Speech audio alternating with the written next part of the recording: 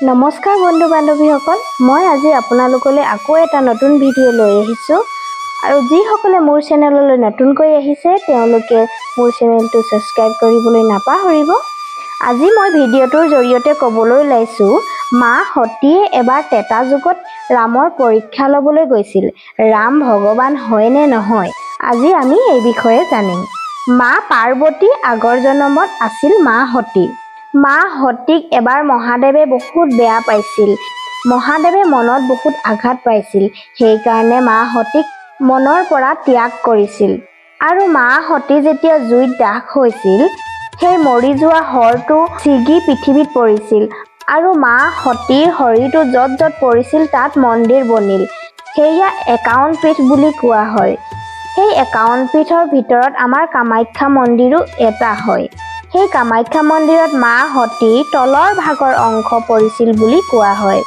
আহক আমি আজি জানো মা সতীয়ে কেনেকৈ ৰামৰ পৰীক্ষা লৈছিল আৰু মহাদেৱে কিয় বেয়া পাইছিল। ত্ৰেতা যুগত মহাদেৱে মা সতীক লৈ আগস্ত্য ঋষিৰ ওচৰলৈ ৰামৰ কথা শুনাবলৈ বুলি লৈ গৈছিল। মাক দেখাৰ লগে লগে আগস্ত্য ঋষিয়ে মাৰ চৰণ ধৰি প্ৰণাম কৰিলে। সেয়া দেখি মা সতীয়ে ভাবিলে, গুৰু হৈ আমাক প্ৰণাম কৰিছে, আমিহে প্ৰণাম কৰিব লাগে। এয়া গুৰু হয়নে বাৰু? গুৰুৱে শিষ্যক কেতিয়াবা প্ৰণাম কৰে জানো? এয়া গুৰু কেতিয়াও হ'ব নোৱাৰে। এইবুলি মা সতীয়ে মনতে ভাবিছিল। লগতে মা সতীয়ে ভাবিছিল, গুৰুজনৰ শিক্ষা কম চাগে, সেয়েহে আমাক চৰণত ধৰি সেৱা কৰিছে। ৯ দিন ধৰি গুৰুদেৱে ভগৱান শংকৰ আৰু মা সতীক ৰামৰ পাঠ শুনালে। কিন্তু সতীয়ে একো নুশুনিলে আৰু একো বুজিও নাপালে। তাৰ পিছত দুয়োজনে কৈলাশলৈ বুলি যাবলৈ ওলাল। সেই সময়ত ৰাম পৃথিৱীত অৱতাৰ লৈছিল আৰু মা সীতাক ৰাৱণে হৰণ কৰিছিল। ৰাম আৰু লক্ষ্মণে মা সীতাক বিচাৰি ফুৰিছিল। ভগৱান ৰামে মা সীতাক বিচাৰি নাপাই দুখত কান্দি ফুৰিছিল। এয়া ভগৱান ৰামৰ লীলা আছিল। কিয়নো ৰাৱণে হৰণ কৰা সীতাগৰাকী আচল সীতা নাছিল। আচল সীতাগৰাকী আগতীয়াকৈ জুইৰ ভিতৰত প্ৰৱেশ কৰিছিল। বাবাই মা সতীক ওপৰৰ ফালে কৈলাশলৈ বুলি লৈ গৈছিল। বাবাই ভগৱান ৰামক এই লীলা দেখি জয় সচ্চিদানন্দ জয় সচ্চিদানন্দ বুলি ৩বাৰ কৈ আগলৈ আগবাঢ়িছিল। এয়া দেখি মা সতীৰ মনত সন্দেহ হ'ল। মা সতীয়ে ভাবিছিল, ৰাম সঁচাকৈয়ে ভগৱান হয়নে? ভগৱানে পত্নীৰ দুখত কান্দে নেকি?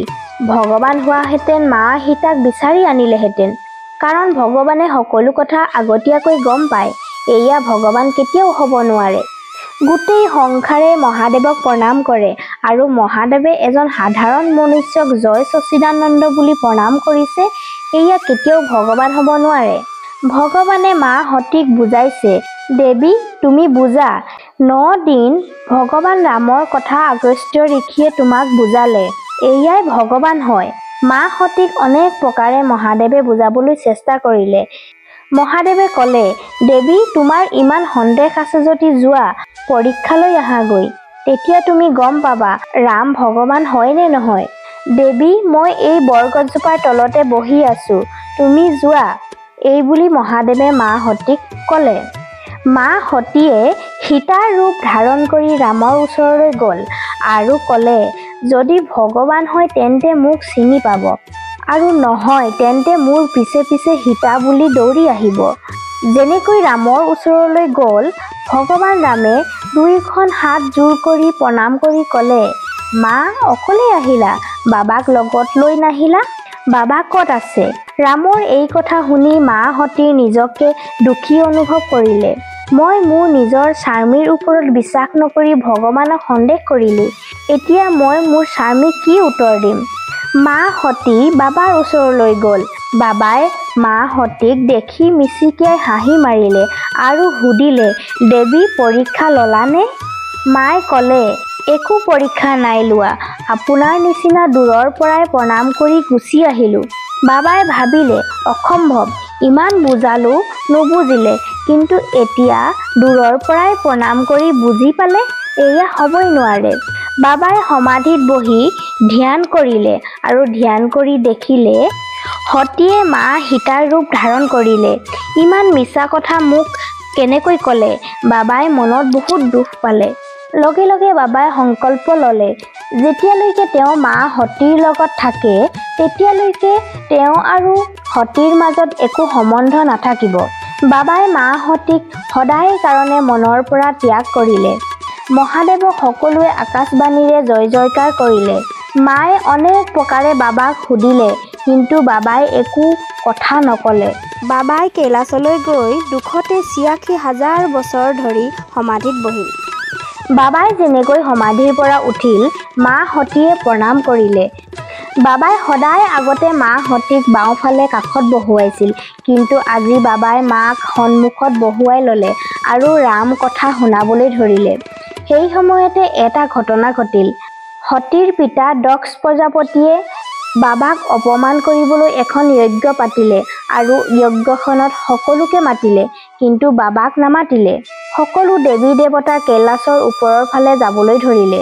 সেয়া দেখি মা সতীয়ে বাবাক সুধিলে সকলো কলৈ গৈছে? বাবাই সকলো কথা মা সতীক বুজাই ক'লে। মায়ে ক'লে প্ৰভু মোৰ পিতাৰ ঘৰত উৎসৱ হৈছে এবাৰৰ কাৰণে যাব পাৰোনে? বাবাই ক'লে দেৱী তুমি তালৈ গ'লে উচিত নহ'ব কাৰণ সকলো দেৱী দেৱতাক নিমন্ত্ৰণ কৰাৰ কাৰণে গৈছে। মোক এৰি সকলোকে নিমন্ত্ৰণ কৰিছে আৰু মোৰ লগত লাগি তোমাকো নিমন্ত্ৰণ কৰা নাই। এনেকৈ গ'লে তোমাৰ সন্মান হানি হ'ব। বাবাই বহুত মানা কৰাৰ স্বত্তেও মায়ে নামানিলে। মা সতীয়ে যেনেকৈ পিতা দক্ষ ৰজাৰ ঘৰলৈ গ'ল কোনোৱেই তাত নামাতিলে।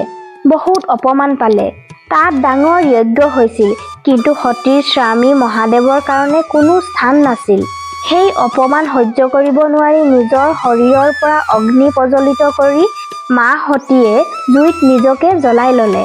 মৃত্যু হোৱাৰ আগতে মা সতীয়ে ভগৱান ৰামৰ পৰা বৰদান খুজিলে যে জনম জনমলৈকে যাতে মই বাবা মহাদেৱৰ চৰণত থাকিব পাৰোঁ। তাৰ পাছত মহাদেৱে সতীৰ শৰীৰটো লৈ ঘূৰি ফুৰিছিল। শেষত ভগৱান বিষ্ণুৱে সতীৰ শৰীৰটো সুদৰ্শন চক্ৰৰে কাটি পেলালে আৰু সেই শৰীৰটো টুকুৰা টুকুৰিকৈ পৃথিৱীত পৰিল। তাৰ পাছত য'ত য'ত পৰিল সেই ঠাইত মন্দিৰ বনিল। সেই মন্দিৰ 51 পীঠ মন্দিৰ বুলি কোৱা হয়। আমাৰ কামাখ্যা মন্দিৰো সেই 51 পীঠৰে এভাগ। তাৰ পিছত মা সতী আকৌ পৃথিৱীত পাৰ্বতী হৈ জন্ম ল'লে আৰু মহাদেৱৰ লগত বিয়া পাতিলে। এয়াই আছিল মোৰ আজিৰ কাহিনীটো। কেনেকুৱা লাগিলে আপোনালোকে মোক কমেণ্ট কৰি জনাব। যদি ভাল লাগিলে লাইক শ্বেয়াৰ ছাবস্ক্ৰাইব কৰিবলৈ নাপাহৰিব। আজিলৈ আহিছোঁ, বাই বাই ফ্ৰেণ্ডছ।